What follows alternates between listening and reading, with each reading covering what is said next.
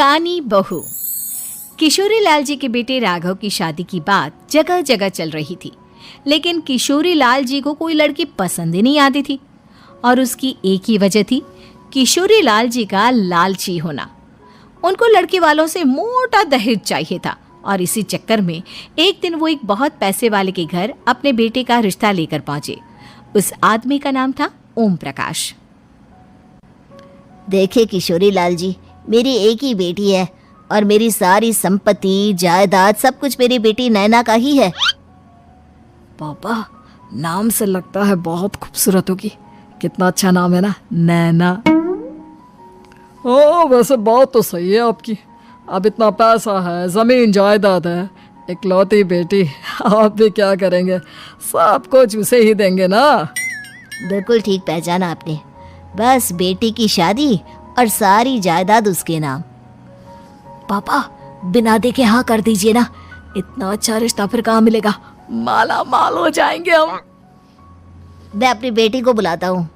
अरे नहीं नहीं नहीं नहीं, आपकी बेटी का नाम नैना है, सुनकर ही लगता है बहुत सुंदर होगी।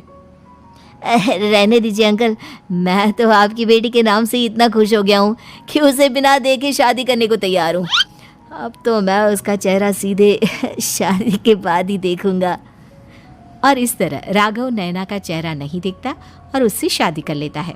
शादी के बाद अपनी सुहाग रात पर जब राघव नैना का घूंघट उठाकर देखता है तो नैना की आंखें बंद थी। कितने खूबसूरत हो तुम नैना, जरा अपनी आंखें खोलकर मेरी तरफ देखो तो सही। नहीं, मुझे शर्म आती है। अरे, मैंने तुम्हें शादी से पहले भी नहीं देखा, और अब अगर तुम आंखें खोलकर मुझे देखोगे भी नहीं तो मुझे अच्छा कैसे लगेगा? इससे पहले कि नैना अपनी आंखें खोलकर राघव की तरफ देखती, अचानक से लाइट चली गई और राघव नैना को पूरी तरह से देख भी नहीं पाया। अगली सुबह नैना राघव के लिए नाश्ता बनाकर लेकर आई। अरे ये क्या, आधा पराठा सेका हुआ है और आधा बिल्कुल कच्चा। ये तुमने क्या किया नैना? बहू, तुमने क्या आधा पराठा तवे से नीचे लटका कर रखा था, जो आधा सिका है और आधा कच्चा?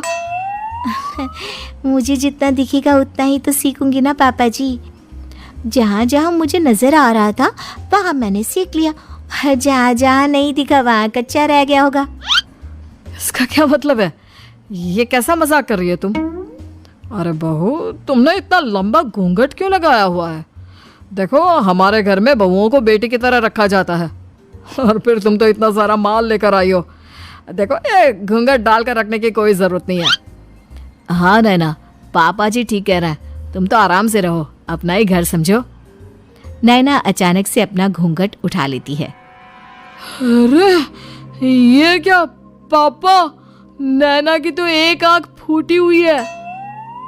नाम से नैना, लेकिन ये तो कानी बहू निकली। मेरे साथ धोखा हुआ है, धोखा। बिना दिखाए अपनी कानी लड़की मेरे संग ब्याह दी। मुझे कानी भी नहीं चाहिए। मुझे अभी ओम प्रकाश जी से बात करनी पड़ेगी। आखिर उन्होंने मेरे साथ ऐसा किया क्यों? अरे, आप लोगों ने ही तो पापा से कहा था कि आप लोग शादी से पहले मुझे देखना नहीं चाहते। अब मेरे पापा पर क्यों इल्जाम लगा रहे हैं? अरे लेकिन उन्हें बताना तो चाहिए था ना कि तुम कानी हो, एक आंख से तुम्हें दिखाई नहीं देता। किशोरी लाल और राघव नाराज होकर ओम प्रकाश को अपने घर बुलाते हैं। पापा जी, ये आपने क्या किया? शादी से पहले बताया क्यों नहीं कि नैना की आंखों में परेशानी है? अरे, आप ही ने तो लड़की देखने से मना कर दिया था। और लेकिन आप बता तो सकते थे। आपको तो हमारी बेटी की प्रॉपर्टी चाहिए थी, वो भी पूरी की पूरी। अब क्या हुआ अगर उसे आधा दिखाई देता है? प्रॉपर्टी तो आपको पूरी मिल गई ना। अरे ये क्या बात हुई? मेरी शादी प्रॉपर्टी से नहीं, आपकी बेटी से हुई है। अब ये तो पहले सोचना चाहिए था, तब तो मेरी प्रॉपर्टी देखकर तुम्हारी जुबान लप लपा रही थी। लेकिन मैं कानी लड़की को अपनी बीवी बनाकर नहीं रख सकता। पापा, कुछ करिए ना आप। हाँ, करता हूँ। देखिए ओम प्रकाश जी, आप हमारे साथ ऐसा नहीं कर सकते। और तुम देखो, अगर तुमने मेरी बेटी से शादी तोड़ी ना, तो जो भी प्रॉपर्टी मैंने तुम्हें दी है वो तो पूरी की पूरी वापस ले ही लूँगा, और आधी प्रॉपर्टी तुम्हारी भी लूँगा। अरे मेरी आधी प्रॉपर्टी भला क्यों लेंगे आप? इसलिए क्योंकि मेरी बेटी को आधा नजर आता है और उसकी नज़र अभी तक तुम्हारी आधी जायदाद पर ही पड़ी है। अब तुम उसे घर से निकालोगे तो कुछ तो लेकर जाएगी ना। और अगर हम आपकी बेटी को अपने घर की बहू बना कर रखे तो?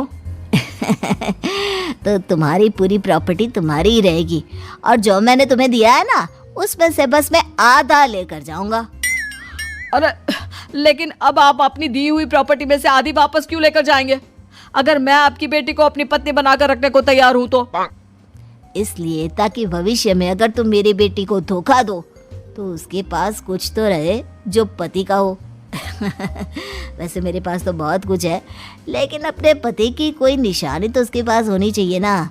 अब अगर तुमने मेरी बेटी को कहानी कहा तो तुम्हें प्रॉपर्टी भी कहानी ही मिलेगी, पूरी नहीं। जमाए राजा।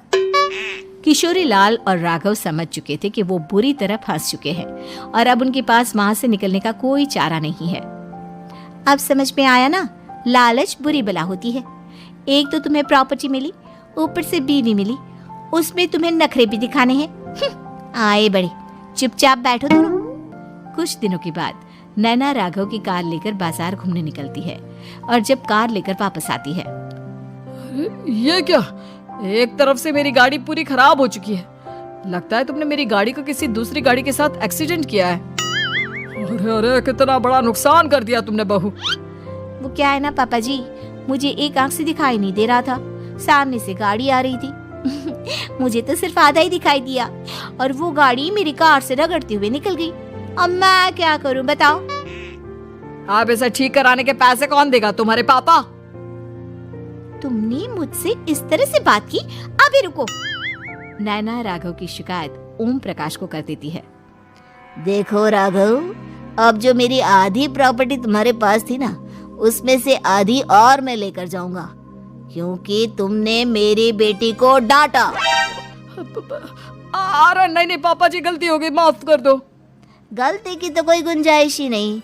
अगली बार मेरी बेटी को डांटा तो बची हुई आधी में से आधी और ले जाऊंगा। लालच के चक्कर में हम दोनों ने बहुत बड़ी गलती कर दी बेटा। एक तो तुम्हें कानी बहू मिली और ऊपर से जो माल मिला वो भी काना। इस तरह राघव की हर एक गलती पर ओम प्रकाश उसकी प्रॉपर्टी का आधा आधा हिस्सा लेकर अपना सारा माल वापस ले गया और राघव को कानी बीवी से काम चलाना पड़ा। भाई लालच वाकई में बुरी बला है।